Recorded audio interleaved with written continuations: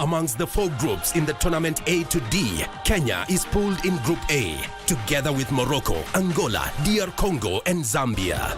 Algeria from the set piece, the header is on target, but it's saved. This unique competition featuring the best locally based players from across the continent definitely has something for everyone.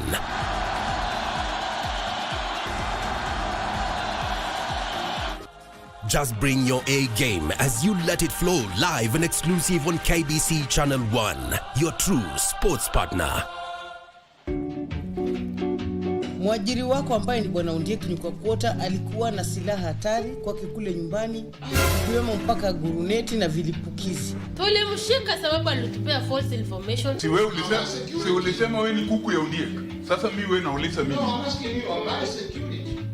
Kule utaenda ufungu mpaka meno.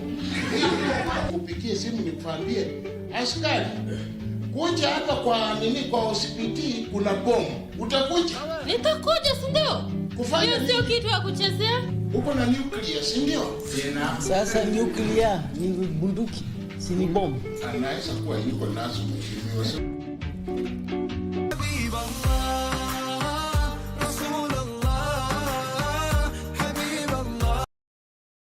Nini familia inapewa uzito mkubwa?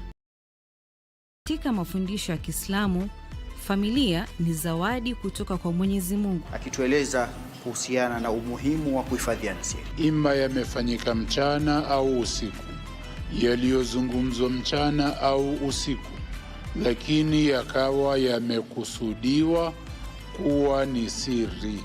Mwenyezi Mungu Subhanahu wa Ta'ala aweze kwenda kutuhifadhia mambo yetu na kwenda kuyanyoosha katika maisha yetu. There is a market side of disability and assistive technology, and there are many businesses that can be created and can provide sustainable market-driven solutions to support what everybody else is already trying to do, including the non-profits who are doing charitable work. Assistive devices empower individuals to navigate the world with independence and confidence. By the coming of Orbit, it has helped even our performance. Our performance has really improved, because instead of you as a teacher going to class to dictate notes and students write word by word, you only take the notes, put them in your phone, and you send them to the Orbit using Bluetooth, just like sending a message. Within a twinkle of an eye, the student has all the notes. I use crutches as walking aid because I cannot be able to move, the weight of my body through my weak legs. So I cannot emphasize enough how important these crutches have been in the life that I live right now. They've actually given me a good quality of life, because now using crutches, I'm able to move around without so much dependence on any other person. What do you want to achieve in the long run?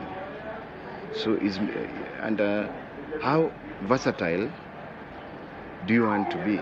We're differently able.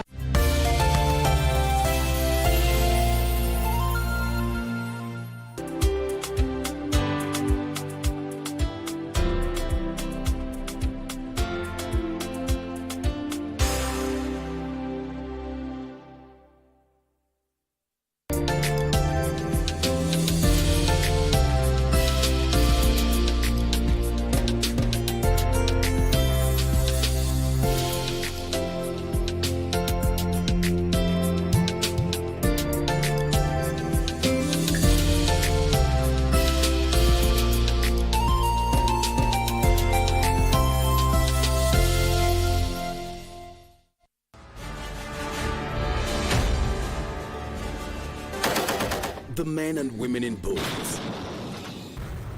Their core mandate: to defend and protect the sovereignty and territorial integrity of the Republic of Kenya. Their bravery knows no limits. Make a man go through the wall without breaking the wall. Laziness, it is not in our vocabulary. But what are their stories, their tales? Military Tales, every Saturday at 9 p.m. with Ben Troy Joe.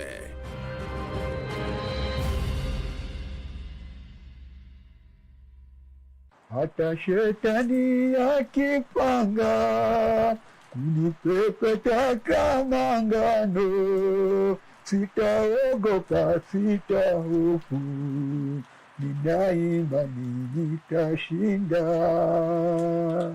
Amen. Hata shetani akipanga kupepeta kama ngano, sitaogopa, sitahofu. Haita happen. Amejaribu through ugonjwa, but hajaweza. Bado unaimbia Mungu. Hiyo utungaji wa nyimbo alianza akiwa hata class 5, lakini ilifika mahali akaanza kuwa na uvimbe, na sasa akakuwa na challenge nyingi maishani. Mahali ambapo mtatoa, Mungu azidi kuwazidishia.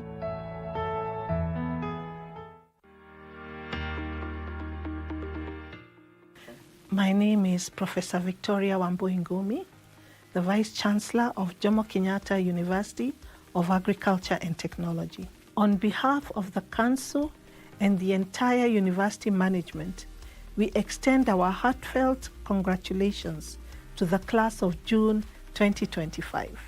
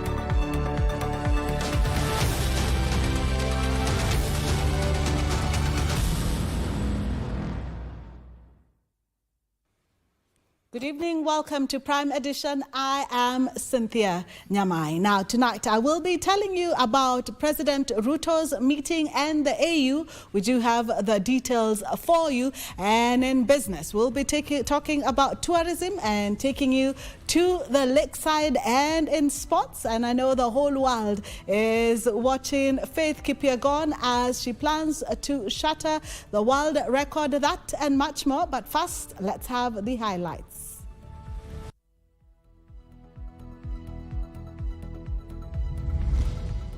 This has nothing to do with freedom of expression. It was an unconstitutional attempt to change the regime of this republic.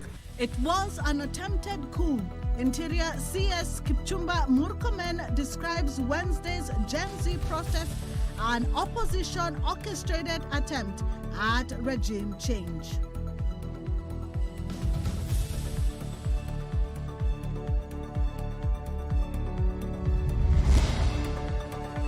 Passing the blame, political parties and politicians apportion blame over chaos that characterized June 2025 Gen Z protests.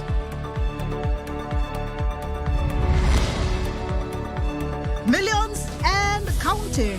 Businesses countrywide come to terms with the impact of looting and destruction of property during Wednesday protests.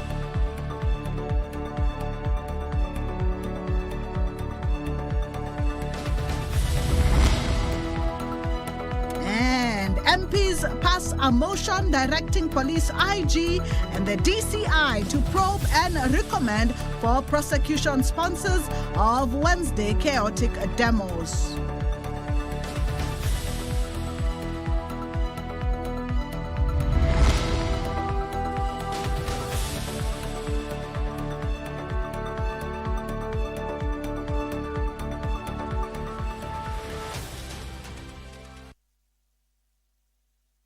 Our sign language interpreter tonight is Lucy Moira. Remember, we would love to hear from you. You can send us your comments on KBC Channel 1 on our social media platforms. That is Twitter, Facebook, and also on TikTok and Instagram. Now, Interior Cabinet Secretary Kipchumba Murkomen has termed Wednesday's protest as an attempt at regime change. The Interior CS termed what was witnessed in the country in the first anniversary of the 2024 anti-finance bill protest as terrorism disguised as dissent. He said the government has evidence on the finances of the protests and are closing in on the leaders. Murkomen said 10 lives were lost, with 400 people injured. Speaking separately, Deputy President Professor Kithure Kindiki said the protests were politically motivated. Ajazazi Hashim has more details for you. With the June 25th demonstration aftermath still evident in Kenya's capital. What unfolded yesterday was not a protest. It was terrorism disguised as dissent. The Cabinet Secretary for Interior Kipchumba Murkomen has termed yesterday's protest as an attempted coup targeting key state installations, including State House and Parliament. So this is nothing to do with protests. This is nothing to do with freedom of expression. It was an unconstitutional attempt to change the regime of this republic. And this is therefore, yesterday what the police did to foil was they were able to foil an attempted coup. However, the government will never allow what happened in Kenya to ever happen again. He said organizers of the protest mobilized people from Nyeri, Murang'a, Thika and other regions, transporting them to Nairobi County to fuel and rest. Is this a scenario which a section of church and foreign diplomats wanted and controlled? Is this the precursor to the recently promised Christmas party? According to Murkomen, over 10 Kenyans lost their lives and properties amounting to billions belonging to the national, county governments and business owners were destroyed. More than 10 Kenyans were killed. Investigations are ongoing on the numbers and the circumstance that this happened. Over 400 were injured. Close to 300 are police officers. 9 police stations were attacked, 5 of them torched, including Dagoretti, Molo and Olkalau. They were after guns in the armories and the police uniforms. 5 firearms were stolen in Dagoretti Police Post, Kiambu County, while 4 were burnt at Kashui Police Post. Na msiniulize tutafanya nini? Because we must protect the country. We must protect the people of Kenya. We must protect the property of the people of Kenya. And we must protect the peace, tranquility and stability of our country. Several supermarkets, electronic shops, government buildings, and even a Catholic church property in Embu County were looted and torched. Critical infrastructure, including roads and water lines, was vandalized. Murkomen also revealed that leaders allied to the government were also targeted by organizers of the Wednesday protest. You know, terrorists, how they operate is that they instill fear. And these are political terrorists. They would like to instill fear on members of parliament who don't support their political ideology so that they can get a safe passage. While assuring Kenyans that such scenes will not be witnessed again in the country, Deputy President Kithure Kindiki says the government is still assessing the aftermath of the protest.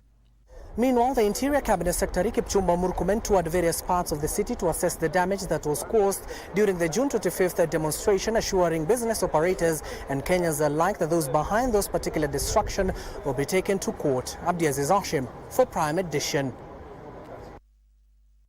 Traders in Nairobi's Central Business District are counting losses following looting during Wednesday's Gen Z-led demonstrations. Speaking to KBC Channel 1, the distraught traders are demanding answers from both the national and county governments. At Biashara Center building along Moi Avenue, several electronics, mobile phones and perfume shops lie in ruins. Traders who had shut their shops early to stay safe returned to scenes of devastation. Suspected goons attacked and vandalized their businesses after taking advantage of Wednesday Gen Z-led demonstrations in the city center. Nasikia uchungu sana, biashara hii. Mtu hawezi ona uchungu yako. Kila stock mzima imeenda. The only thing remaining ni hii hapa. Ndio naweza sema niko nayo. Hii tu. It's very painful. These people are wicked. Kwa mkia leo tumepata hasara kubwa sana kwa kuwa hata mkiangalia mali zetu zimeporwa na tumepoteza karibu milioni moja, karibu 1.5 hivi. As traders clean up and count their losses, their message is clear. Enough is enough. They demand protection, not promises. As you can see, there's a lot of damage. I don't know how people will recover this damage. You know, people have borrowed loans from banks and, you know, they are trying to pay off, and then your shop is being broken into. I would ask if the government can compensate us because this is just too much of loss. Businesses in downtown Nairobi, including a supermarket near OTC bus terminus 2, were not spared despite being barely 500 meters from Kamukunji police station. Shops were set on fire and completely gutted. Tumeenda pale Kamukunji police station, tukaripoti tukasema vile tumeibiwa manduka zetu, au maaskari wenye tumepata hapo kwa ombi wakatuambia wananjua, lakini wakasema hawangeweza kucontrol, kwa hawangeweza kucontrol juu watu walikuwa wengi kabisa. Waliweza kuvamia hizo nduka zetu. Uhuru Park, still under rehabilitation, wasn't spared either. Vandals tore through fences and public installations in what the County Chief Officer of Environment, Geoffrey Musiria, calls a senseless attack on public property. Moving forward, naomba kuwekwe sheria, kuwe na policy ya kuzuia watu kuandamana katika jiji kuu. Na pia kuwekwe fine ile kubwa zaidi ambayo itazuia watu kuandamana kuharibu mali. Joseph Wahungu for Prime Edition. Chief Justice Martha Koome has condemned the destruction of Kikuyu law courts during protests on Wednesday, calling for respect of the rule of law during demonstrations. She assured, however, residents of Kikuyu constituency of continued access to justice. She asked relevant authorities to safeguard court infrastructure and ensure the safety of all judicial personnel. A day after protesters invaded Kikuyu law courts and vandalized the premises, leaving a trail of destruction, Chief Justice Martha Koome toured the facility to assess the damages. The Chief Justice faulted the attack on the courts and other public institutions, urging protesters to exercise their right to picket within the confines of the Constitution. We recognize there is a gap in our law and in our practice, and we must address that gap so that this right to picket, to assemble, to demonstrate is not taken advantage of by criminal elements. It's not taken advantage of by terrorists. She cautioned against acts of violence and criminality, urging police to ensure the right to life and property is protected. We, as the judiciary, are shocked that we lost the Kikuyu law courts. As you can see, it was razed to the ground. The extent of this damage is not just an act of criminal elements, but an act of terrorism. How do you blow out all the buildings? Koome said while the Constitution allowed the right to assemble, demonstrate and picket, this must be done peacefully. She further said the judiciary will continue to work closely with relevant authorities to safeguard courts' infrastructure, adding the public will continue to access court services. And assure them that all efforts will be put in place to ensure that the wheels of justice will continue to roll. I don't know how this is going to happen, but we must find a solution to relocate this court immediately so that we continue to render services to the people of Kikuyu.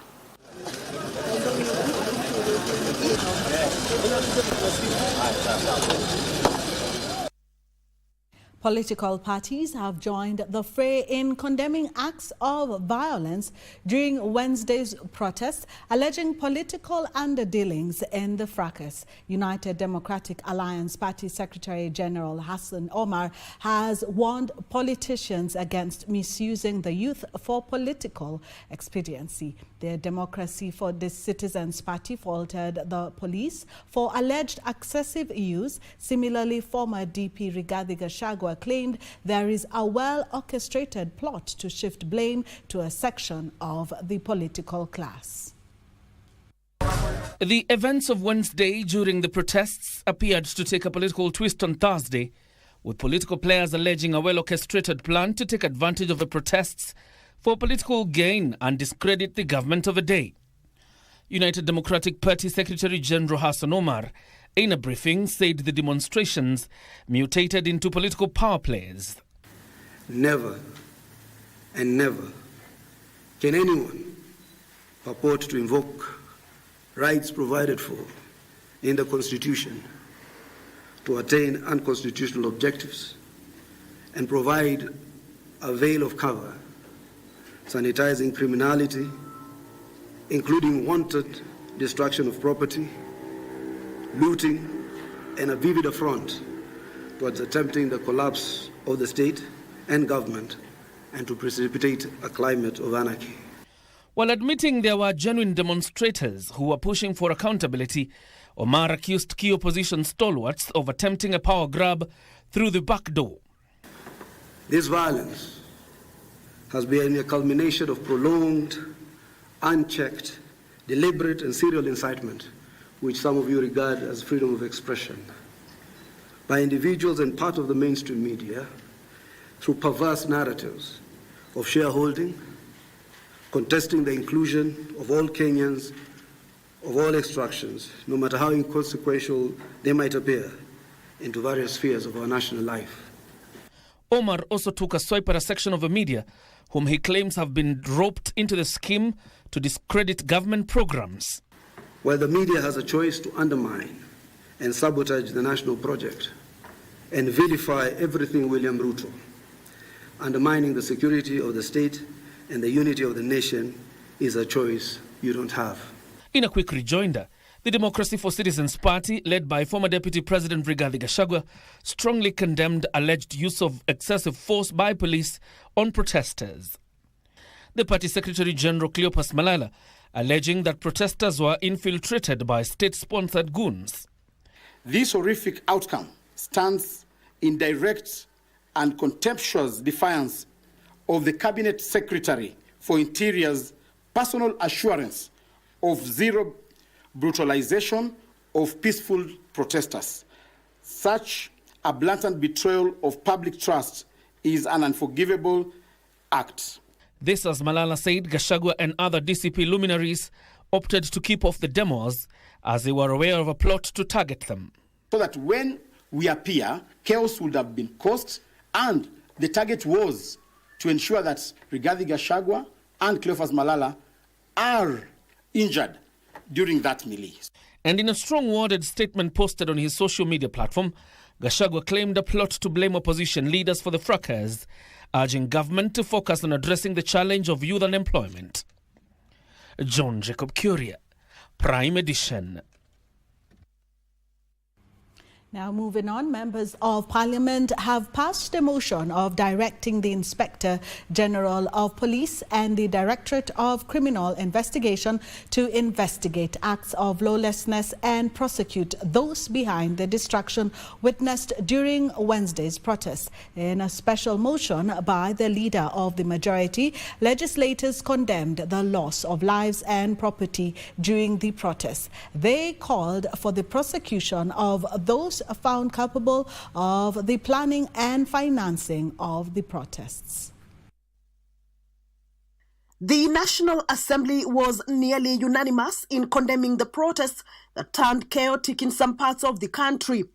Legislators called for the swift arrest and prosecution of those they say planned and executed what they termed as a well-orchestrated attack. If you look at the trajectory of violence and destruction that visited, you can associate that violence with a particular politician and the area they come from and the kind of thuggery that was going on, Honorable Speaker.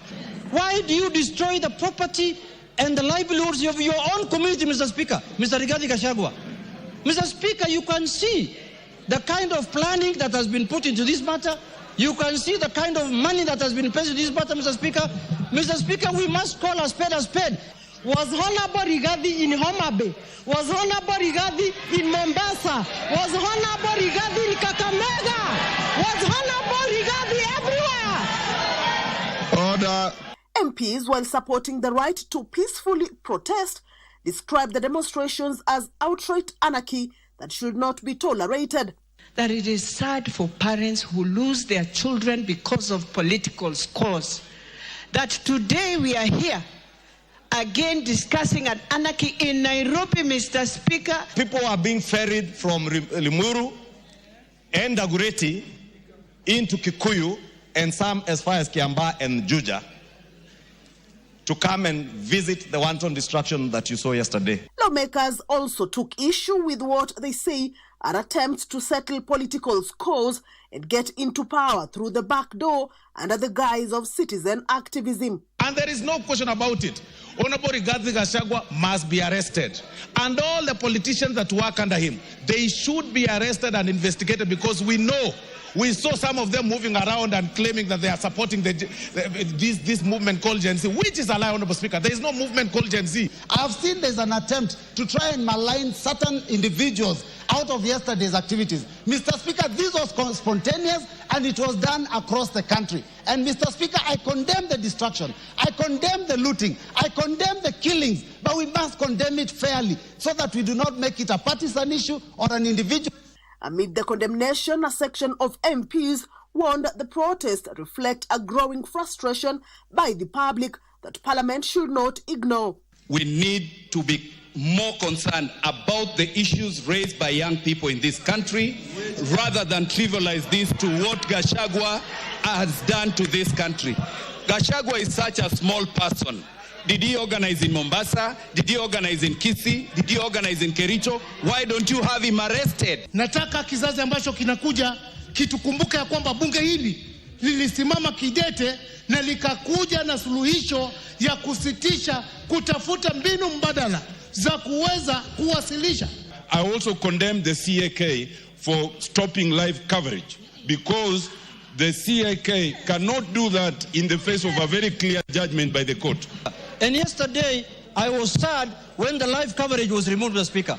But, Mr. Speaker, the freedom of the media also must come with responsibility, Mr. Speaker. Meanwhile, debate on the Constitutional Amendment Bill 2025, seeking to entrench the National Government Constituency Development Fund, concluded in Parliament. However, voting was shelved as the House lacked the requisite number of 2/3, which translates to 233 members to vote for or against the amendment. This comes as National Assembly commences its short recess on Friday.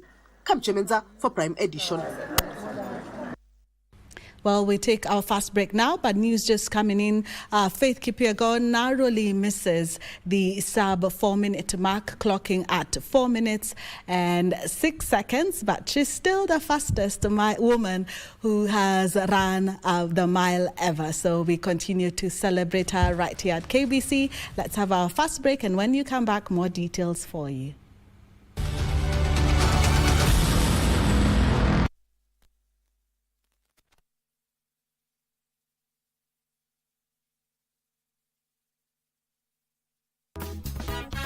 We are talking about infertility, a name that carries a lot of pain, misunderstanding, and often judgment from a society that equates motherhood to womanhood. And then you also start wondering, am I broken?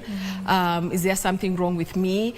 Am I not a woman enough? Yes. Am I, like you start owning the blame and the shame. Anatomical factors like the varicocele.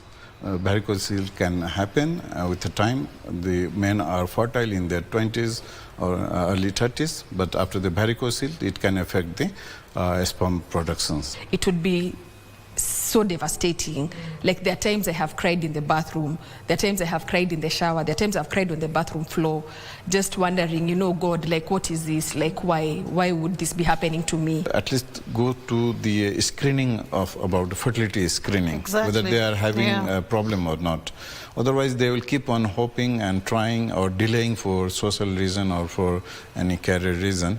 And then when they plan for the baby, then it's not then working. Looking to advertise on KBC? KBC announcement services are now available on eCitizen. Visit kbc.ecitizen.go.ke and fill out the online application form. It's simple.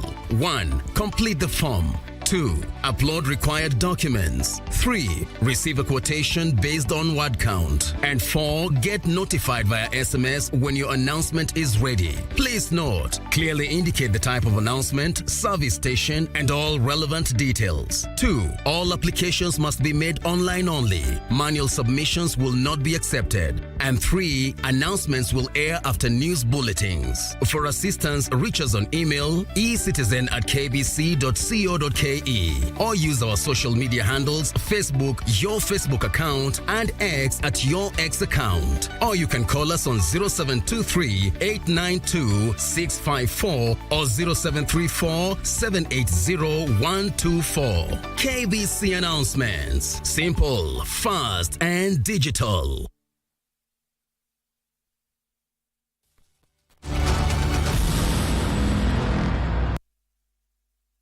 Welcome back. Kenyans across the country are counting losses amounting to millions of shillings following Wednesday's nationwide demonstrations to commemorate the first anniversary of the deadly 2024 protests. This as police arrested several people across the country in connection with the unrest that led to looting and destruction of property. Here's a roundup of the aftermath of the protests in the affected counties. In Thika town, property worth millions of shillings was destroyed after protesters vandalized businesses, among them electronic shops, hardwares and butcheries, and made away with valuable merchandise. We are not part and parcel of the government, yeah? So the people who mistreated us like this, what did they get from doing this, yeah? Because it's not like we are going to be able to help them. Serikali nao naomba, tafadhali chukueni, it's a high time tukae chini tusikizane. Hii hasara yote, hakuna mtu atakuja kurudishiwa pesa ambayo ameweza kutupa ile mali ambayo imeporwa. I plead with our agencies to maybe back down a little bit, maybe look for other avenues of fighting their cause. In Naivasha, goons looted Naivas, Power Star and Hesia supermarkets for over 5 hours before police swung into action. I want to condemn the people who infiltrated these demonstrations and turned them into a chaotic scene. Something that we have never seen. It is anarchy of the highest degree that we saw yesterday in Naivasha. Elsewhere in Eldoret town, the police have arrested 72 people who are connected to the chaos, mugging and looting of property.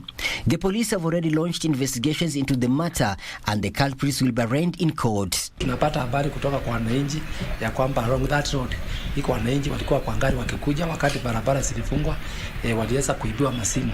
So tunaimiza hao wananchi waweze kukuja kwa police station wapige report. In Molo Sub-County, Nakuru County, the spiraled into violence following the fatal shooting of a Form 4 student. In the hours that followed, widespread destruction engulfed both sub-county offices and municipality offices as 6 county government vehicles, including 1 fire engine, were torched at Molo sub-county offices. So na kuomba tu serikali tupatie security ya kutosha Si watu kuja hapa na haribu biashara, na haribu nyumba ya watu, alafu na porapora vitu ya manabiashara. We want to condemn that. Na tuseme ya kwamba we are telling the authorities wale watu ambao walifanya hivyo si hawa vijana ambao walikuwa kwa maandamano. Embu Town either was not spared in the protests as businesses and several banks including National Bank and Post Bank including the ATMs were vandalized and unknown amount of money stolen. Uharibifu huo sio uharibifu ambao unaambatana na lile lengo ambalo lilikuwa limewekwa na wale ambao waliopanga maandamano ya jana, lakini ni maandamano, ni uharibifu ambao ulipangwa na watu wengine. Na hii uporanji, mimi sitasema ni ya uporanji wa watu wa maandamano ya amani. Tutasema hii ni uporanji ambayo inaonekana ni kama kuna watu walikuwa wamejipanga. Watu ambao walikuwa wameambiana mwanzo ya kwamba itakapofika wakati fulani sisi tutajisaidia. In Kitale, Abraham Masinde, 17-year-old Form 3 student from Lesos Secondary School, is nursing gunshot injuries after being shot by police officers last night. Medics at Wamalwa Kijana Referral Hospital have managed to remove the bullet from the stomach as he fights for his life. Vijana wenye walikuwa wanamjua wawili walimsaidia kumfurutia chini ikiwa matumbo iko chini. Risasi ilipika tumbo na matumbo ilikuwa imemwagika chini. Sasa wakamsaidia kumfuruta ndiposa wakamleta hapo hospitali. The protests also led to destruction of key government installations and offices, and at least 9 police stations were attacked, 5 of which were torched, including Dagureti, Molo and Olkalau. Michael Mondiga for Prime Edition. Opposition leaders are now calling for the immediate independent investigation into the events that led to deaths and injuries in Wednesday's youth-led protests across the country. Speaking after visiting victims of the protests admitted to Kenyatta National Hospital, the opposition leaders, led by Kalonzo Musyoka, called out the law enforcement for using excessive force during the demonstrations, urging the government to embrace a dialogue rather than confrontation. In the wake of Gen Z protests that were witnessed in several parts of the country on Wednesday, opposition leaders today visited victims of Gen Z protest admitted to Kenyatta National Hospital. Led by Wiper Party leader Kalonzo Musyoka, the leaders expressed solidarity with the injured and condemned what they termed as the excessive use of force by security agencies. Must continue to call out excessive brutality by the police force na wale ambao ni commander in these matters, but of course the issue of hierarchy of command is absolutely critical for purposes of what we have set up as opposition. The peoples of opposition, we have set up the Restorative Justice Commission. Yesterday was supposed to be a day of commemoration, marking the anniversary of the day that we lost young people last year, 25th of June. We were not supposed to lose another life yesterday. We were supposed to honor the fallen heroes. We were supposed to commemorate and to mourn with the families that lost last year. They called on the government to heed to the voices of the youth and demanded an urgent independent investigation into the events that led to deaths and injuries during the protest. That we shouldn't confine the information that is coming and the investigations to 2023, 2024 and 2025. Let's go back and have an open public inquest on everything that has happened before, because sometimes things happen and when it's an opportune time, they are misused for political purposes.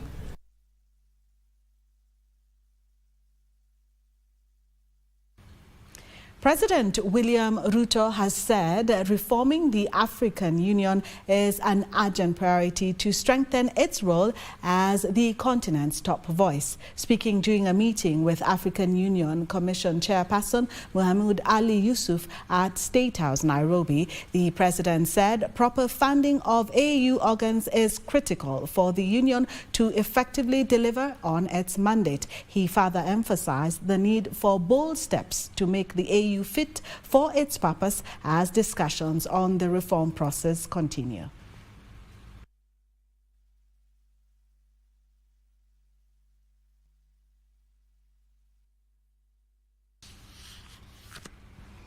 Two people were on Thursday arraigned at the Milimani Law Court for encouraging members of the public to attend a protest march to State House on 25th June in a post on the X platform.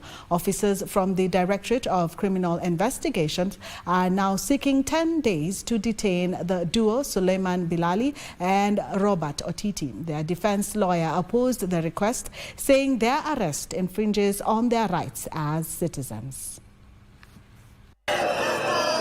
A day after the country witnessed deadly Gen Z's protest, Suleiman Bilali, a boxing coach, and Robert Otiti, a former Harambee Stars captain, were presented in court. I am number 63. Yes. The investigating officer Samuel Ireri told the court the duo are planning to invade Gen Z's protest and breach the Protected Areas Act and conduct criminal activities. Being the mobilizers, the respondent, if released, may interfere with the potential witnesses. Embakasi East Member of Parliament Babu Owino, who recently joined the bar, took his maiden appearance before trial magistrate Dolphina Alego to defend the suspects. The IO was not even sure of the type of an offense to investigate because they arrested first, then they come before you, Your Honor, with very flimsy reasons. They are on a fishing expedition. Babu urged the magistrate to decline the DC application, saying police custodies are no longer safe for citizens. Must be treated with its own facts and merits. And even if they were convicted, which they were not, in the previous offenses, which they don't have, they've never been arrested. The lawyer stated that the alleged ex-account in question do not belong to the suspects, and the handle owner is still missing 5 days after he was abducted. For the owner or holder of the very account at Daguin D, for his production, whether dead or alive, before the honorable courts. The IO has not laid before this court any material evidence. The court is set to pronounce its ruling on Friday, 27th June.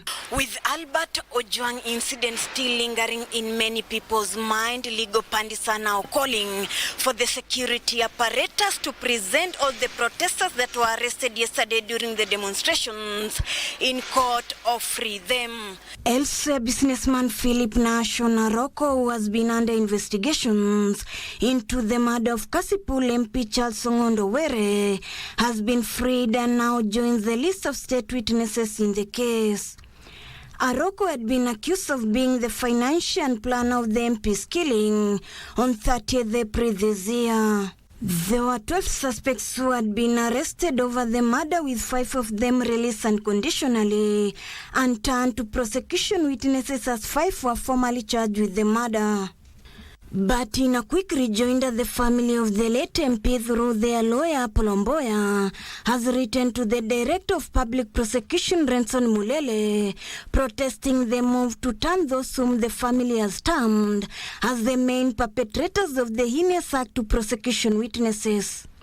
The family states, despite providing crucial information, they now fear justice will not be delivered. Ruth Wamboi reporting from Milimani Law Court. National Broadcasters KBC Technical Department has today hosted a farewell party in honor of 30 staff who exited the broadcaster between 2023 and 2025. The engineers served the broadcaster in various capacities across the country. The management pledged to fast-track the processing of their benefits to ensure they lead dignified lives. To honor their over 25 years of service and dedication to the national broadcaster KBC, the technical department is celebrating 30 of its retired staff that have for almost 3 decades played a pivotal role in ensuring the station stays on air. After brief entertainment and heart-to-heart conversations, it was time to break bread as a team. This was then followed by personalized gifts for these engineers that gave better parts of their career lives serving the national broadcaster at various stations across the country. For them, the national broadcaster has been a place to learn and grow throughout their years of service. What you are in training, you're normally trained kuona the seeing. Kwanza lazima ujue utambue kitu na kuona. Lakini vile technology imeenda, ilifika mahali unaangalia, you're not sure of what component that is. So technology has also grown. Katika hiyo mfumo kutoka kwa inaitwa analog to digital, tunafurahi sana maana tulijifunza mambo mapya na vijana tukawafunza pia hiyo kazi mpya wakaipata vizuri sana. I've virtually worked in every part of the country in this republic. The funniest thing is that I've been in service for over 30 years. I've never worked in broadcasting house. Despite leaving the service, they had words of wisdom for the young and upcoming staffers in the industry. It's better to stick around, work, learn as much as you can, and then the other things will be easier. Whatever is at hand, unaiangalia vizuri. Usiseme ya kwamba hii ni kidogo, nikipata nyingi ndio nitafanya ABCD. Hapana, hiyo unayo kwa mkono. Hiyo ndio yako. While thanking them for the years of service and dedication, KBC's management assured the retirees that their affairs are at the center of their plans. You've moved away from our payroll. Sasa hivi mko katika payroll yetu na kina Kiragu. We're going to ensure that we do our best. We are not going to disappoint. And I think this is not the end of our journey or the end of our conversation. We have been engaging some of you in various issues, so you can always feel free to reach out. The doors are always opened for you. Always feel welcome, because that is where your home is, and that is where you spent most of your youth. So karibuni bado home. You are the central pillar of broadcasting, and that to me is the most important. The equipment, but now the equipment that transmit cannot transmit without the technical people. As they moved out to the beat of music, these retiring gallant officers proven that they may be retired, but definitely not tired. Yusufar reporting for Prime Edition.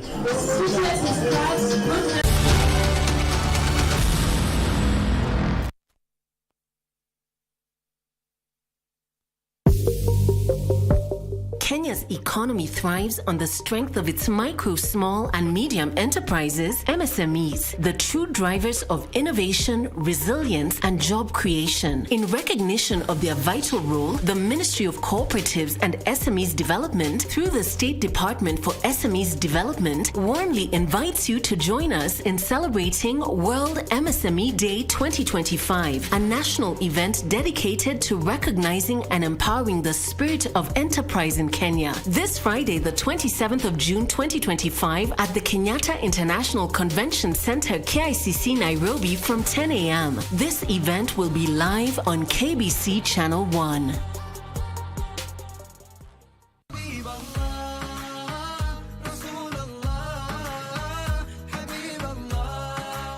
Kwa nini familia inapewa uzito mkubwa katika Uislamu? Katika mafundisho ya Kiislamu, familia ni zawadi kutoka kwa Mwenyezi Mungu, akitueleza kuhusiana na umuhimu wa kuhifadhiana siri. Ima yamefanyika mchana au usiku, yaliyozungumzwa mchana au usiku, lakini yakawa yamekusudiwa kuwa ni siri.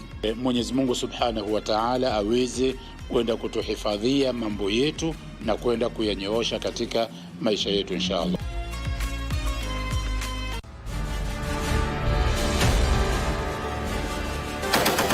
The men and women in boats, they are commanded to defend and protect the sovereignty and territorial integrity of the Republic of Kenya. Their bravery knows no limits. Make a man go through the wall without breaking the wall. Laziness it is not in our vocabulary. But what are their stories, their tales? Military Tales, every Saturday at 9 p.m. with Ben Troy Joe.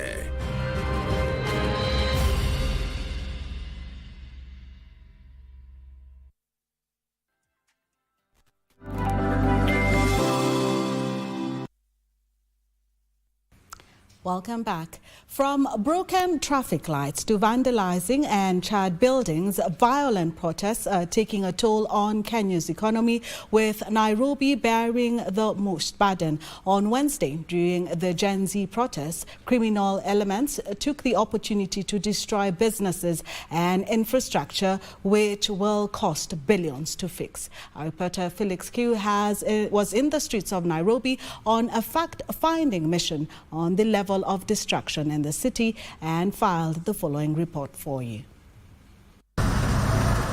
With business owners and employees struggling to make ends meet, business leaders and traders are now calling for improved security measures, compensation mechanisms, and a clear plan to safeguard economic activity during times of civil unrest.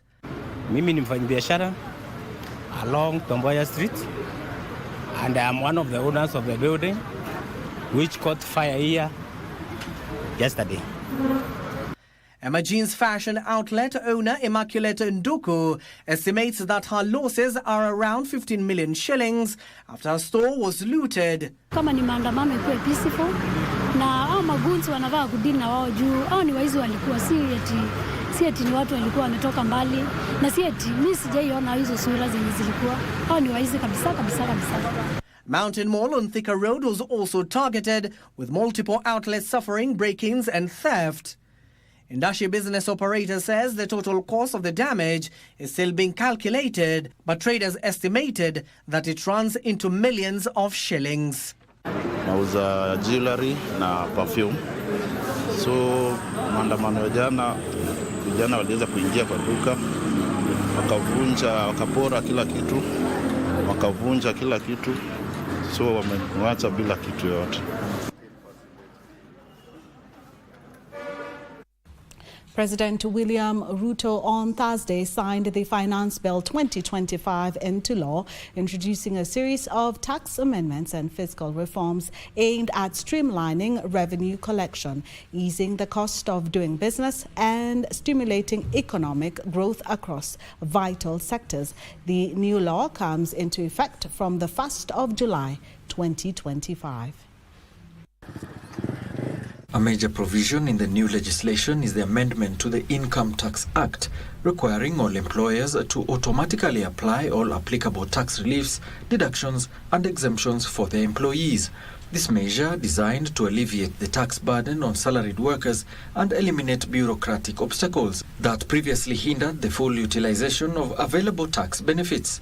Among the seminal legislative proposals carried in the bill include the prioritization of the Kenyan worker within the fiscal framework through proposed amendments to the Income Tax Act, mandating the automatic application of employee tax reliefs and exemptions.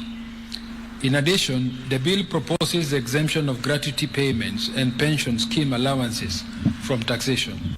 Additionally, the new law provides for tax exemptions on gratuity and allowances paid under pension schemes, allowing with an increase in the daily tax-exempt substance allowance from 2,000 to 10,000 shillings. Other highlights of the Act are the reduction in the capital gains tax rate from 15% to 5% for high-value investments certified by the Nairobi International Financial Center Authority. On digital assets and virtual services, the digital assets tax has been repealed and replaced with a 5% excise duty on transaction fees payable to virtual assets providers, aimed at promoting innovation and investment. Further, under administrative charges, the period for processing tax offset and refund applications has been extended from 90 to 120 days. A new 5% excise duty on betting, gaming, prize competitions and lottery tickets has also been introduced under excise duty reforms. To promote further investment in digital infrastructure, the Act now grants a tax exemption on investment allowances related to the acquisition of spectrum licenses and the rights to use fiber optic cables by telecom operators. Both the Finance Bill 2025 and Appropriations Bill 2025 have been signed into law by the President this morning. Alanauko, Prime Edition. The government says the economy is losing 3 billion shillings every day due to countrywide violent protests. Micro, Small and Medium Enterprises Development Principal Secretary Susan Mangenni says the government is considering possible collaboration with insurance companies to cushion private sector players from losses due to violent protests.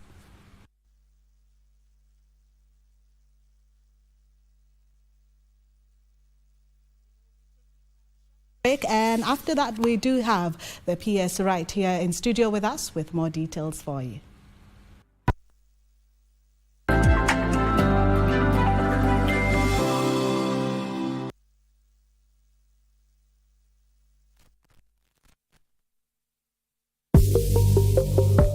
Kenya's economy thrives on the strength of its micro, small and medium enterprises, MSMEs, the true drivers of innovation, resilience and job creation. In recognition of their vital role, the Ministry of Cooperatives and SMEs Development, through the State Department for SMEs Development, warmly invites you to join us in celebrating World MSME Day 2025, a national event dedicated to recognizing and empowering the spirit of enterprise in Kenya. This Friday, the 27th of June 2025 at the Kenyatta International Convention Center, KICC, Nairobi from 10 a.m. This event will be live on KBC Channel 1.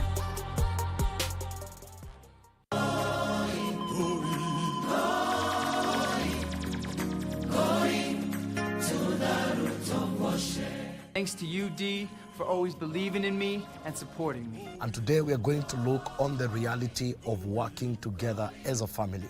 It's not easy to have a family of children who are able to identify what you're doing and be part of it.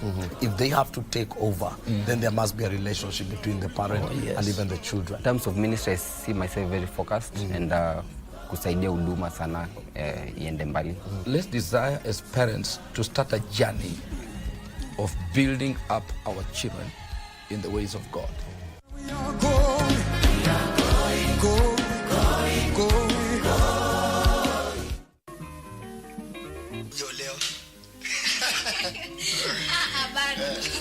Sasa akikwambia jaoleo ndio utamuoa. Lakini kama unataka jaka hapa si ni siku tatu. Siku tatu mpikie, umfulie, yeye na umtandikie pale pa kulala, mimi nitakuachia. How much greeting you want a day? Nini? So help me. Angalia vile aruka kama alodungwa sijui mbaya. Hapana, anataka kunyaka njiwa. Mwambia leo ndio pesa zimetosha kununua chakula. Hizo ndio zimetosha. Wacha kumviringa, mimi si mtoto mdogo. Kama hayo majaribio ndio hayo zoa, wewe utaishi peke yako. Mama, mimi nitaenda zangu kwetu.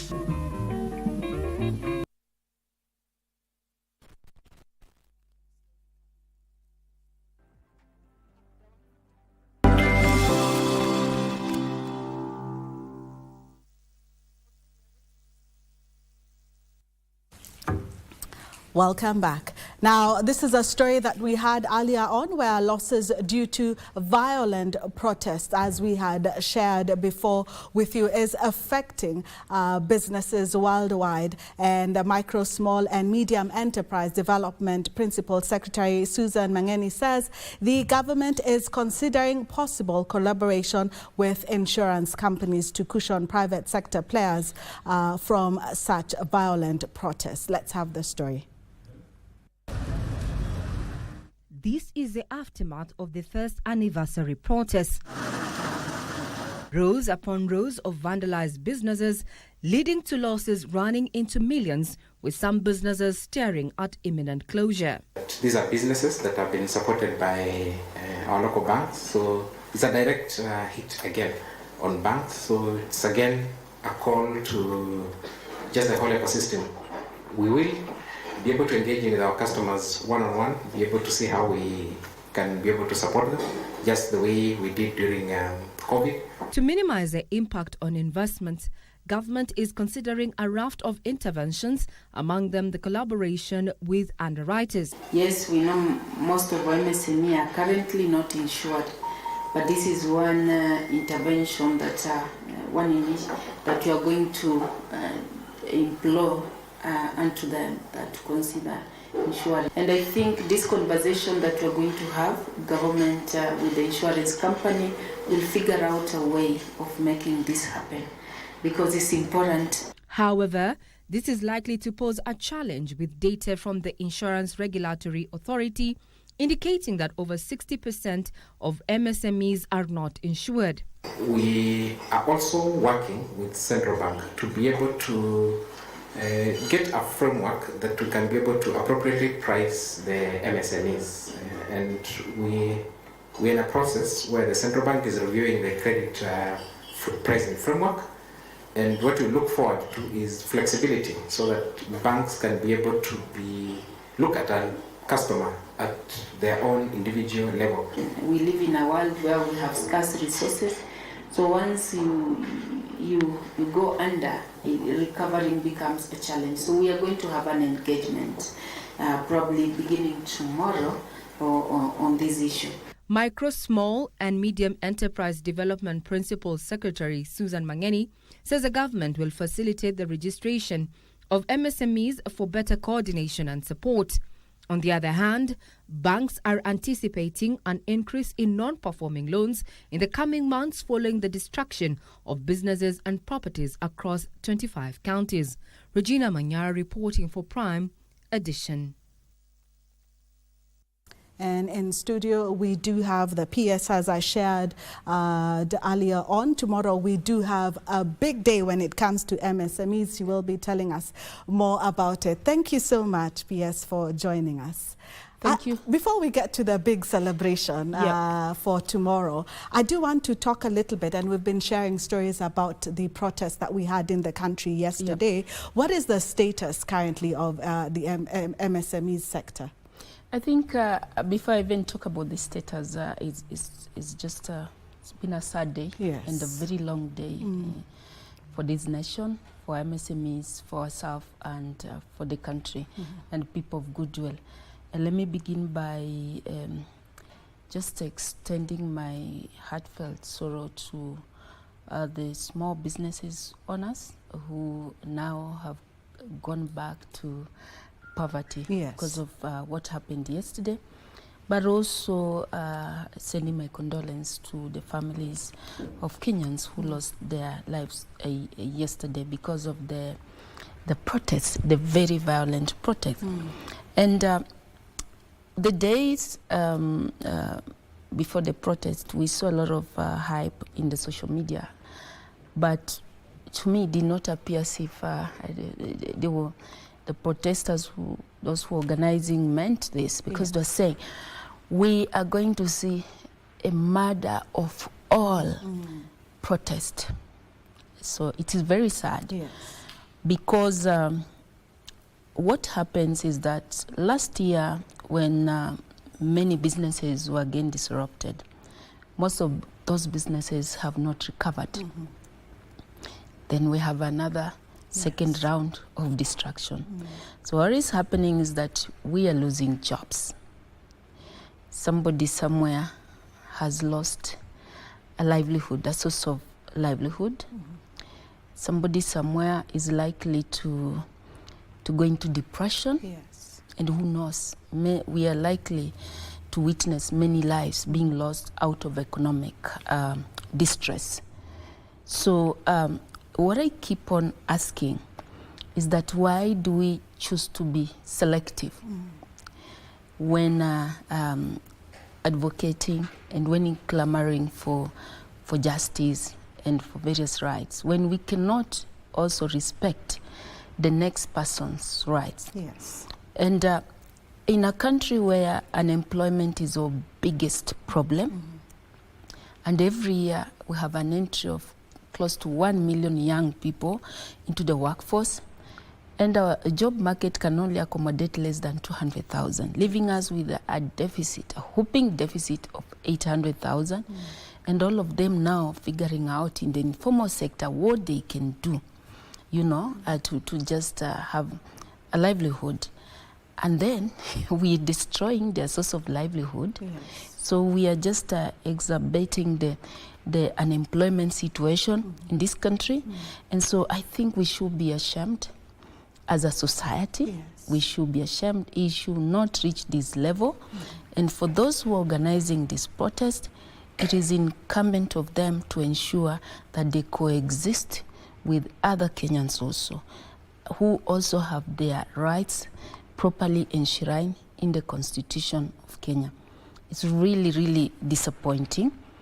Now, I know today I've been having engagement. Yes. I've really had a long day, and talking there, even people in some of the organizers, and were saying, security, I mean, it's not about the security. Maybe what people need to understand is that for the past now 3 years of the current administration, we've not had any recruitment of police force. Yes. Why? Because we are not a military state. You definitely want to direct your resources to sectors that can support the economy to grow. Yes. And this is what this government has done. Our resources have been directed to key sectors of growth, to agriculture, you see, to infrastructures like affordable housing that can create jobs, to the health sector. Yes. But you see, when we do things intentionally, we cause chaos and say, what were police doing? It means we need now to reconfigure the way we organize economic growth and go back to investing more in the security sector, in the military sector. So then this is not what I think many Kenyans wish for. I mean, we have always enjoyed an environment, very liberal environment, democratic environment, where we can say anything. I mean, you've been saying, but also we should not abuse that. And I think it is so sad. Any level-headed leader today should condemn what happened yesterday with the strongest terms possible. And going forward, we need to have a conversation, and we need to relook and to come up with a new order of expressing our grievances, appreciating that my right stops where another Kenyan's rights begin. So I think we are ruining our economy. For whichever reason, even if it's for political reason, if you are hoping to become, like they're saying, even the next president, be it today, tomorrow, or in the future, you should really be wishing this government a success, so that then they can put a strong economic foundation. When you come in, then it becomes easy for you to take it to the next level. You cannot be, pushing for distraction. So we need to condemn this, and I condemn it. I feel for small businesses because those are jobs. These are people who are holding our economy, and this is happening. Honestly, on the eve of the celebration of the World MSME Day. And this day was recognized in April 2017 following a resolution by the United General Assembly. And they were just acknowledging the significant contribution that our MSMEs make across world economies. And they appreciate the potential that this sector has in supporting us to accelerate the realization of sustainable development goals. So the world over, there's that increased focus, increased attention to the MSME sector. So here Kenya, we had been preparing for this day, the highest high level commemoration of this day. We didn't know that this will happen. So instead of celebrating the milestone that we made, we will be like mourning. We are now going to mourn. And that's why when I made proposal, that because it seems as if we are likely to be experiencing this situation each and every year, in the minds of those who are organizing this protest, I think we need to sit down with the insurance companies and see how can we also quantify this probably as a risk, which we can see how to manage it, come up with mechanism so that we don't keep on sending majority of our people who are waking up very early in the morning, working hard, not just to support our economic growth, but also to create jobs, not just for themselves, but for majority of people that they employ in their businesses. And for agencies, let me just reach out to them. Yes, we know it is not easy, it is tough. We've gone to school well, you expect a job. The jobs are being created by those small businesses world over. Government does not create majority jobs. Today we have a potential workforce of over 20 million Kenyans. 3.5 million jobs are in the formal sector. Only 1 million, and even less than that, is in the civil service. The majority are the private sector. But who is private sector? The private sector includes those MSMEs. MSMEs are private sector. So instead of supporting them to grow and scale up so that then they create those secure, sustainable jobs, professional jobs for some of our well-schooled young people, we are now destroying. It's unfortunate and it's sad. And even looking at some of the stories that we shared, we had business people just talking about how they had to even take up loans and they're unable to pay for their loans. What are some of the ways that the government can cushion the micro and small medium enterprises during times like this? And also how, when you're even talking to insurance companies, is it a viable business for them? What were the discussions looking like? My director is saying, Lynn, this is your best side. Yes. Okay. Thank you. I think but you can continue facing me. He says this is your best side, so that's your best side. Yes. Thank you for that. So you see, now we are in a situation, and sometimes desperate situation also calls for some we need to think outside the box to look for certain measures that can support this. And I think if it's being done, I think anywhere in the world, I think it can also happen here. Because if there is a promise of these events occurring every year, then that becomes predictable. And then risk which you can predict, you can quantify and you can cost it. So I think this is something that we can sit down. And even if, because I saw the statistics saying 60% are not insured, okay, fine. But this is something that we want to implore upon our MSMEs to start considering. And I think we'll come up with a way out of this. I think it can be done. I mean, remember, Kenya has been fast on many fronts. I mean, we were fast when it comes to mobile technology and money technology. When people say it cannot happen, I mean, it will not happen. But it happened here. I think as far as the risking of MSMEs, this is an area that you're willing to explore and see how it will surface. Yes. Tomorrow is Celebration Day, World MSMEs Day. Tell us a little bit about what the celebration is about around the world. So, like I said in my opening remarks, is that we are recognizing the role, or rather the significant role that MSMEs play across the world economies. Kenya, of course, being one of them, as you know, most of the jobs that we have in our economy. And I don't know why people never appreciate this, you know, that 98% of businesses in Kenya are MSMEs. The large enterprises, the corporates, only constitute 2%. So 98% of businesses are all MSMEs, and the majority of them are micro enterprises, you know. And that's why when at any time when you see people, you know, applauding Kenya, saying that we are industrious, we are working hard, we have a population.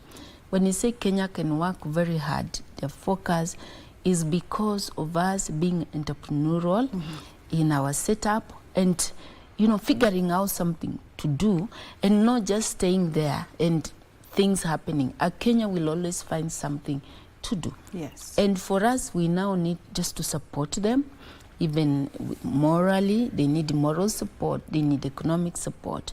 And we'll be reaching out to our other key actors in the MSME ecosystem, especially the banks. Because you cannot do business outside the borrowed money. Yes. We do business from credit. Even if it's your own money, you lend to your business, and you expect returns at the end of the day. But if you are in a space where you cannot make a break even, you cannot even make anything, and you are having this disruption, then it's really sad. And let me tell you, this is like if someone destroys your business, it's like they've taken a part of you, a critical part of it. It's like they've chopped off your neck. Because I saw today in the media platforms, our young people are crying, especially our lady entrepreneurs. People are wailing. You would have imagined they've lost a loved one. They were really wailing. Look, I just borrowed 2 million. I don't know where to begin from. So we will be talking to financial institutions to see how we can come up with the recovery measures, including even structuring, restructuring some of those loan obligation to see. And then as a government also, we, as I promised in the morning, we're going to set up a team to go around the country in those counties that were adversely affected and see the extent of the destruction and see which kind of intervention we can support them, even if it means coming up with certain innovative financial products that can recover them, restock the shops, and see we are going to do that. Because if you go to River Road, for example, you find in a shop, you find at least 2 people, 3 people. Those are just people who are directly employed. Now they're jobless. They're going back home. Some people don't know how they'll pay their rent. People don't know how they'll put food on the table. Those who have young children, they do not know where they will get a packet of milk. It is that worse. So we'll find a way of coming in and seeing how to support. So we'll be going around the country to quantify those losses and see how we can come through. But again, this is not to say that now we encourage, those violent civil action. I mean, we're all Kenyans.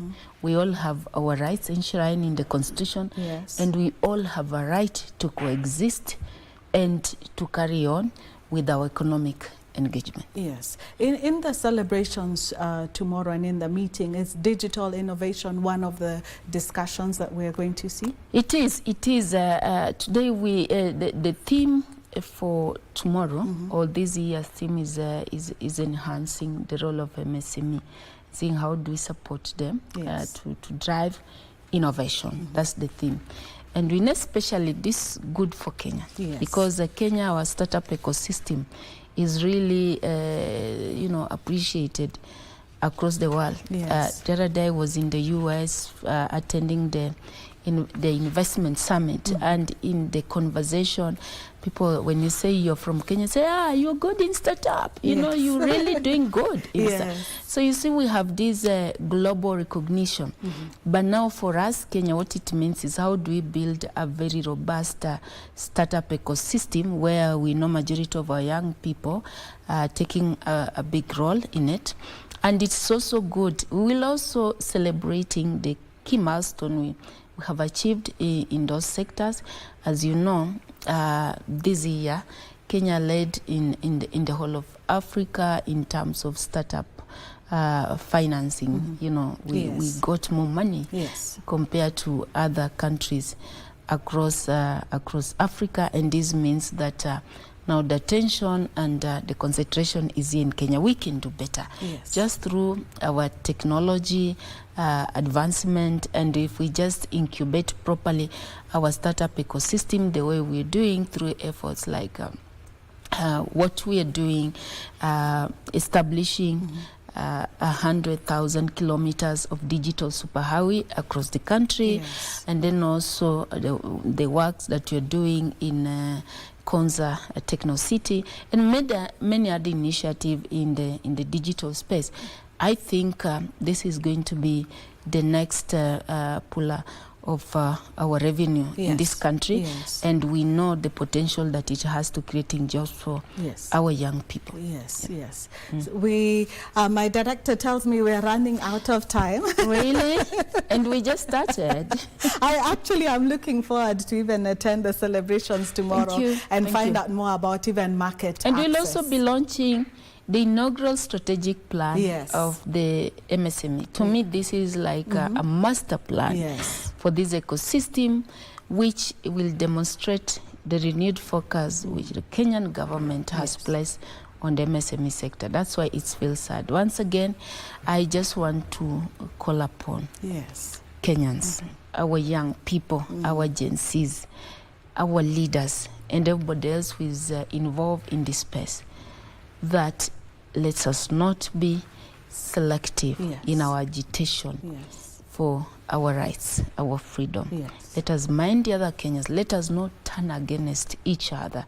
Imagine looting a fellow young person, a young woman, of men, the hard work. I mean, people have spent their time and everything. It's not right. And you see what you're doing? You may think you're doing this to upset the government of the day. You are upsetting your own future. You never know. That enterprise probably could have grown to a corporate, which could have given you a job or give your next generation, your kids and everybody. But what you're doing here, you're chopping off your lifeline. So let us rethink our action and let us come up with the new way of doing things, of expressing our grievances, and it's not right. Because yes, people are up there saying, oh, these lives, these people, but thousands of lives are likely to be lost because of economic distress. Thank you so much, PS Susan Mangenni, and looking forward to the celebrations tomorrow, as you can tell. And welcome. Thank you so much. I told you I'm coming. There's a part that I really want to listen to when it comes to markets opening up for medium and small businesses in Kenya. Now, moving on, the government is leveraging public-private partnerships to increase green financing in key economic pillars like energy and infrastructure. Investment Cabinet Secretary Lee Kinyanjui is urging commercial lenders to increase lending to green projects for sustainability. The Central Bank of Kenya unveiled the Green Finance Taxonomy policy with the regulations aimed at lowering the cost of credit going to fund green projects like energy and the agricultural sectors. The regulations seek to attract and embolden funding into Kenya's green projects. Kenya is a major recipient of green financing, accounting for close to 50% of all green financing that flows to the continent.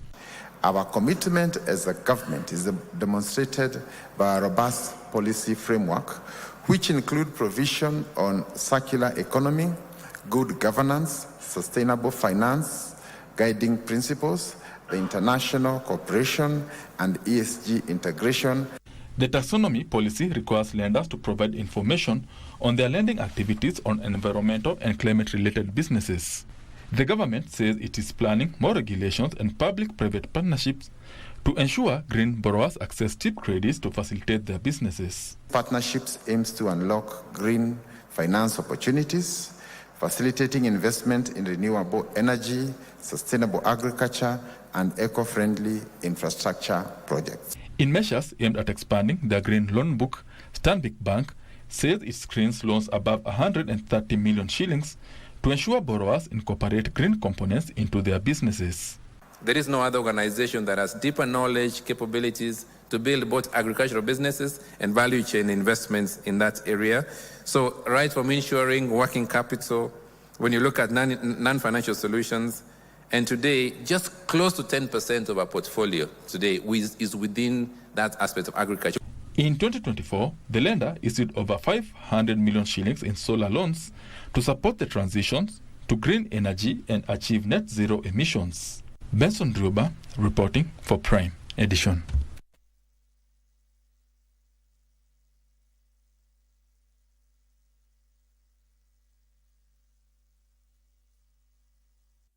Kenya is facing a power shortage of 283 megawatts with only 2,320 megawatts available against a peak demand of 2,316 megawatts according to Energy and Petroleum Regulatory Authority. Director General Daniel Kipyegon, the slim reserve margin poses a serious risk due to planned and unplanned outages.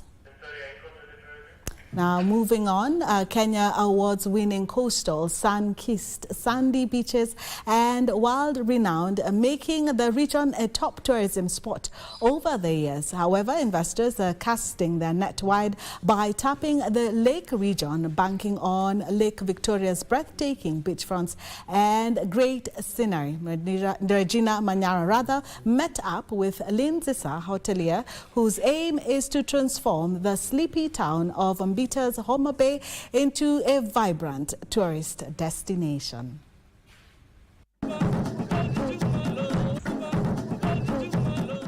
This is Mbita, in the heart of Homa Bay County. And for the last 2 decades, Lake Victoria's scenic beachfront has made it a lucrative investment destination for hoteliers seeking to transform the region into an attractive tourist destination.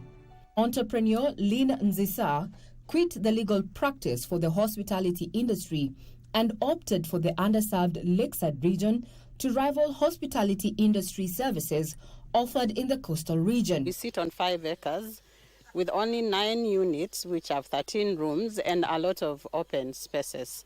I really focus on quality over quantity. Actually, with the resources I used to put up the 9 cottages I have, I could have easily put even 30, basic rooms if I was going after the numbers.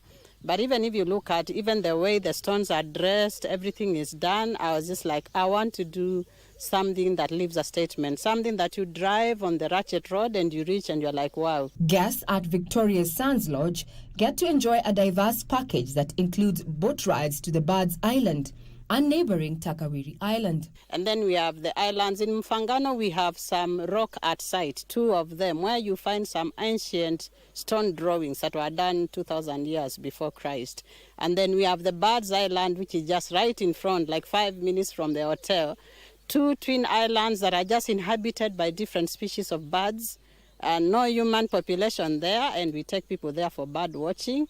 And then you can interact with the fishermen, see how they do their trade, and then be able to sample very fresh fish. Our fish comes from the lake every morning. The Abasuba Museum and the Tomboya Mausoleum attractions are also major crowd pullers in the region. Zisa says for Kenya to meet its target of welcoming at least 5 million tourists by 2030, there's need for increased marketing of underserved tourist destinations and improved infrastructure to the sites. Plus, I'm happy at least Magical Kenya brought this trail this way, and we need to see much more of that because we're actually paying a levy for that. We need people to open it up. The other thing, it is the infrastructure in terms of roads. You realize, like from Homa Bay to Bita, we have a good tarmac road that was done about 8-10 years ago. But after that, nothing. We are 5 kilometers from Bita town, but getting here when it rains is another story. Sometimes you have to go to people by boat when it rains instead of by road. So I think we can benefit a lot with the feeder roads to the various places within Homa Bay. She argues that despite direct flights to Kisumu International Airport, the poor road infrastructure is affecting the region's attractiveness. We are within a distance of key tourist attractions. We have Ruma National Park right behind us. Right behind us is the Gera Hills, and behind it is the Lambwe Valley where you find the Ruma National Park. So it's just a stone throw away. There is Nyaima Lake in Kindu Bay where we have flamingos. We have hot springs actually in Huma Hills. And then we have the islands. In Mfangano, we have some rock art sites, 2 of them, where you find some ancient stone drawings that were done 2,000 years before Christ. Regina Manyara reporting for KBC Channel 1.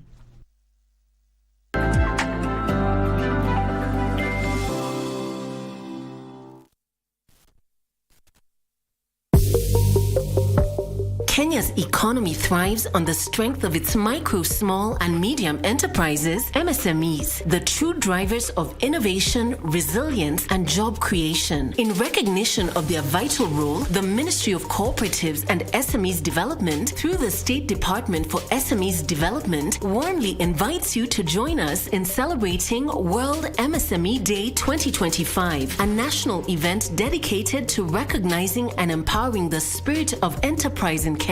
This Friday, the 27th of June 2025, at the Kenyatta International Convention Center, KICC, Nairobi, from 10 a.m. This event will be live on KBC Channel 1. 19 nations will compete in the Total Energies CAF African Nations Championship, Kenya, Uganda, Tanzania 2024, which will be staged from 2nd to 30th August 2025. Amongst the 4 groups in the tournament A to D, Kenya is pooled in Group A, together with Morocco, Angola, DR Congo, and Zambia. Algeria from the set piece, the header is on target, but it's... This unique competition featuring the best locally based players from across the continent definitely has something for everyone.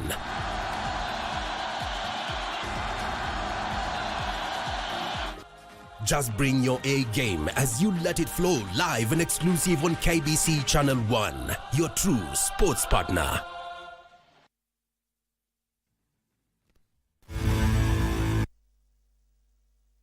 A very good evening to you. My name is Daniel Wahome. Welcome to Prime Edition Sport. Now, the world record holder in the women's mile, Faith Kipyegon, missed out on her attempt to run the distance in under 4 minutes at the Stade Charles de Gaulle in Paris.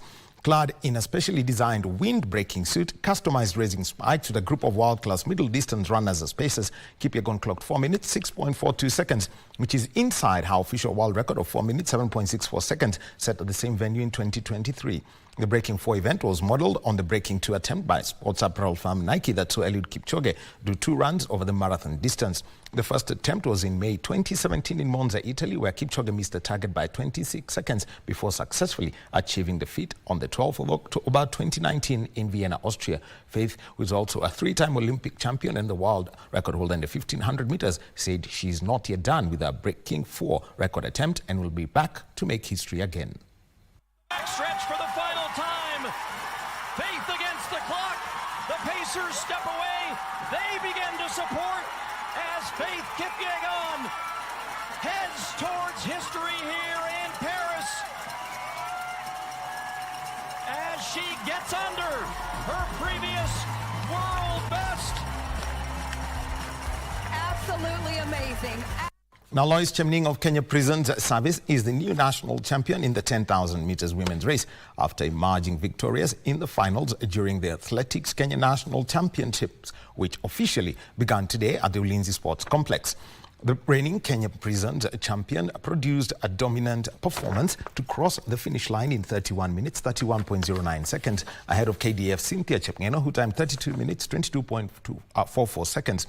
Rebecca Mwangi of Prisons took the 3rd podium position. Mary Nyeruai of Police won the women's 1,500-meter final in 4 minutes, 9.68 seconds, ahead of Teresia Gateri of Central and Vivian Kiprotich of the KDF. Gilbert Kiprotich ensured a 1-2 sweep for South Rift in the men's 5,000-meter final, followed by his teammate Amos Kiprotich as George Manangoi of KDF settled for 3rd. There was no stopping Kenya Police in the 4x400 mixed relay, where they carried the top honours, followed by Prisons and KDF. The best athletes from the 16 Athletics Kenya regions and 6 invited affiliates are taking part in the National Athletics Championships, which also marks the conclusion of the track and field season in Kenya.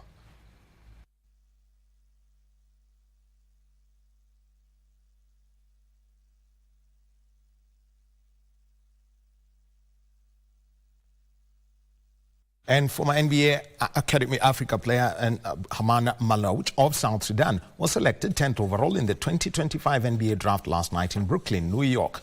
Malouch's Duke teammates Cooper Flagg and Con Neupel were selected 1st overall by the Dallas Mavericks and 4th overall by the Charlotte Hornets, respectively.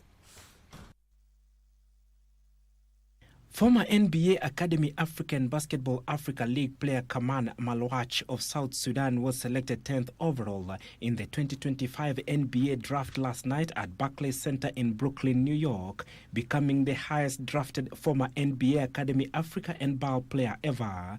Malwach averaged 8.6 points, 6.6 rebounds and 1.3 blocks per game as a freshman last season. He represented South Sudan at the 2023 FIBA Basketball World Cup and 2024 Paris Olympics, becoming the youngest player in both tournaments. Meanwhile, Elvis Mwigwa is set to headline the list of participants at the NCBA Goldfields Trophy, with defending champion and current series leader John Legirma missing out of this year's event.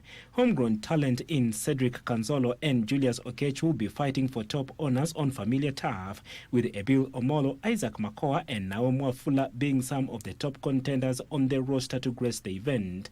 Legirma family leads the ranking with 1,555 points, followed by Michael Karanga, who has 1,063 points, and Mwigwa, who is third with 766 points. Finally, the NCBA Golf Series will continue this Saturday, 28th June at the Kisii Golf Club, where more golfers will be eyeing slots in the grand finale set for November this year. Over 100 golfers are expected to grace the course to wrap up a busy month, which has seen a qualifier event held every weekend, including a regional doubleheader at Karen Country Club and Uganda Golf Club 2 weeks ago. Last weekend, a field of 270 golfers took to the course at the Ruiru Sports Club for the 15th qualifying leg of the series, with 6 players booking their slots for the grand finale. Nairobi United and Gor Mahia have expressed confidence of triumphing when the two sides face off in the final of the Mozzart Cup scheduled for Sunday at the Ulinzi Sports Complex in Nairobi. Gor Mahia head coach Zedekiah Ziko Otieno said his side is leaving nothing to chance, with the final being the club's only remaining opportunity to win silverware this season. Recently promoted Nairobi United have claimed the scalps of several FKEF Premier League heavyweights en route to the final and will be keen to continue their giant killing spree. Coached by former international Nicholas Muyoti, Nairobi United eliminated Kakamega Homeboys, KCB and Mara Sugar. A win will qualify either side for the CAF Confederation Cup. Gor Mahia gunning for their 12th Mozzart Cup and the first since 2021, while Nairobi United will be targeting to upset the odds and clinch their maiden Mozzart Cup title. The pressure here is that also we are facing a team that is known for Kenya, one of the best teams in Kenya, and we know their history, although now the history won't play for them on this day. I think it's going to be 11 versus 11 out on the pitch, and everyone is going to give out their best. Team which deserves to be in the final, and we'll treat them as such, not as underdogs, but as an equal, because we are all in the final.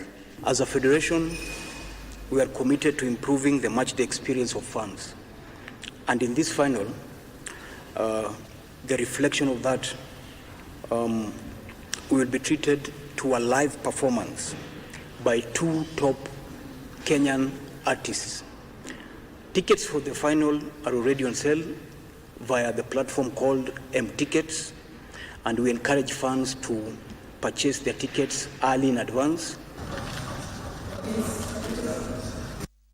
And the draw for the Africa Zone 5 Sitting Volleyball Championship, set for next month in Nairobi, has been finalized. The Kenya men's team has been drawn in Group A with Rwanda and Algeria, while Group B consists of Egypt, Morocco, Algeria and South Africa.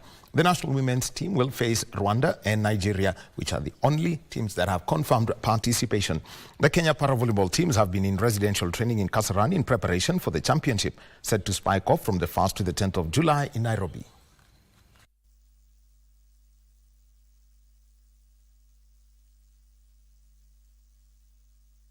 Milan beat River Plate 2-0 to go through to the last 16 in the ongoing FIFA Club World Cup at the Lumen Field to finish top of Group E on 7 points. They will play Brazilian club Fluminense in the last 16 on Monday. Monterrey, who finished second in the group, beat Urawa Red Diamonds 4-0 to progress to the knockout stage, where they will meet Borussia Dortmund on Wednesday. Borussia Dortmund edged out Ulsan HD and by a 0-0 at the Hard Rock Stadium to qualify for the last 16 as group winners, and while Mamelodi Sundowns were held to a goalless draw by Fluminense to crash out of the tournament. Looking for an Ulsan on the ball.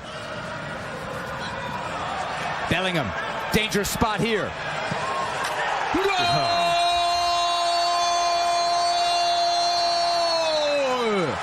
A mistake at the back. Dortmund take advantage. And so that's the sport for tonight. Remember, more reactions coming in from that breaking 4 attempt by Faith Kipyegon. Reactions from people who were there in Paris. We'll be covering that. And also to remind you that KBC Channel 1, your true sports partner, has got the Women's Africa Cup of Nations from the 5th of July. And after that, Chan. After that, the World Cup qualifiers. So it's going to be a long 10 weeks of great football right here on KBC Channel 1. My name is Daniel Wahome. Have a good evening. Back to you, Cynthia.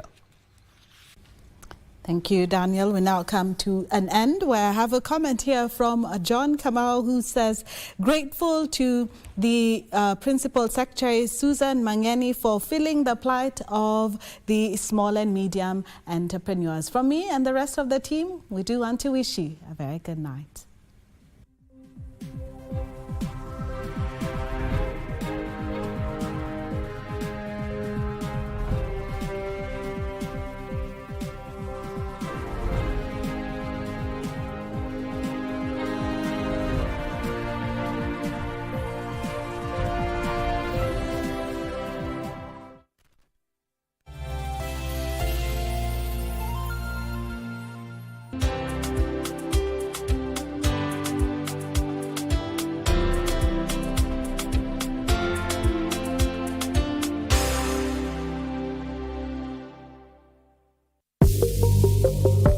Kenya's economy thrives on the strength of its micro, small, and medium enterprises, MSMEs, the true drivers of innovation, resilience, and job creation. In